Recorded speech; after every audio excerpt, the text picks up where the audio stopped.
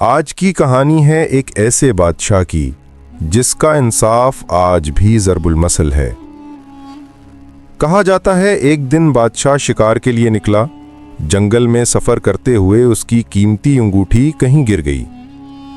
بادشاہ نے اپنے سپاہیوں سے کہا، جاؤ اور انگوٹھی تلاش کرو۔ سپاہی سارا جنگل چھان مارنے لگے مگر انگوٹھی نہ ملی۔ وہاں قریب ہی ایک غریب کسان کام کر رہا تھا۔ اس نے انگوٹھی دیکھ کر اٹھائی اور دربار میں لے آیا۔ سب حیران رہ گئے۔ کسان نے کہا، یہ بادشاہ کی امانت ہے، میں نے صرف واپس لوٹا دی۔ بادشاہ نے خوش ہو کر کسان کو انعام دینے کا حکم دیا۔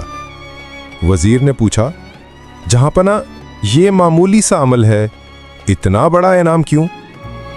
بادشاہ مسکرا کر بولا، نہیں وزیر، یہ معمولی عمل نہیں، یہ ایمانداری ہے، اور ایمانداری دنیا کا سب سے بڑا خزانہ ہے۔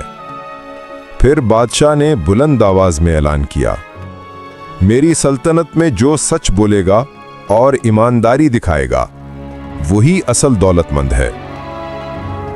دوستو، یہ کہانی ہمیں یہ سکھاتی ہے کہ دولت، طاقت اور اقتدار سے بڑھ کر اگر کچھ ہے تو وہ ہے ایمانداری اور انصاف۔